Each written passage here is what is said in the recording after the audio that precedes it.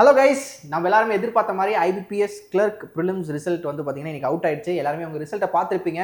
So நீங்கள் எவ்வளோ attempt போட்டீங்க, கிளியர் ஆயிருக்கீங்களா அப்படின்றத மறக்காமல் கமெண்ட்ஸ் சொல்லுங்கள். ஏன் இதை நம்ம கேட்குறோன்னா, ஒரு அனாலிசிஸ் நம்ம வந்து பார்த்தீங்கன்னா அப்கமிங்கில் நம்ம எடுத்துகிட்டு வரோம். எவ்வளோ பேர் எவ்வளோ அட்டெம்ப்ட் போட்டு கிளியர் பண்ணியிருக்காங்க அப்படின்றது நமக்கு தெரிய வரும். ஸோ நாளைக்கு வந்து பார்த்தீங்கன்னா எஸ்பி கிளர்க் மெயின்ஸ் இருக்குது. எல்லாருமே வந்து பார்த்தீங்கன்னா மேக்ஸிமம் எல்லாருமே கிளியர் பண்ணியிருக்கீங்க. கிளியர் பண்ணுறதுக்கான வாய்ப்புகள் அதிகமாகவே இருந்திருக்கும். ஏன்னா நிறைய பேர் குரூப்லாம் பார்த்தோம் 60 கிளியர் 62 கிளியர் அப்படின்னு நிறைய பேர் சொல்கிறாங்க.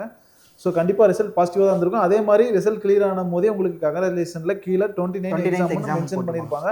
எக்ஸாம் எப்போ வரப்போகுது, தள்ளி போகுமா, ரிசல்ட் லேட்டாக வந்திருக்கு, அந்த மாதிரிலாம் யோசிக்காதீங்க.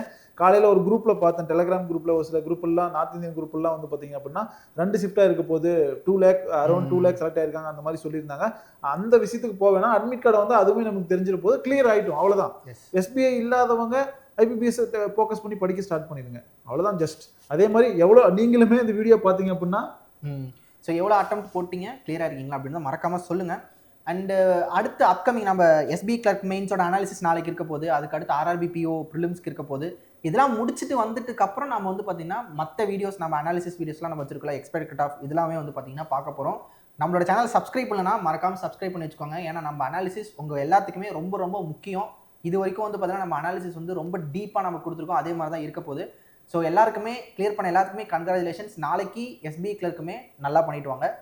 ஸோ எல்லாருக்குமே all the best. All the best. Thank you guys. பார்ப்போம். பாய் பாய்.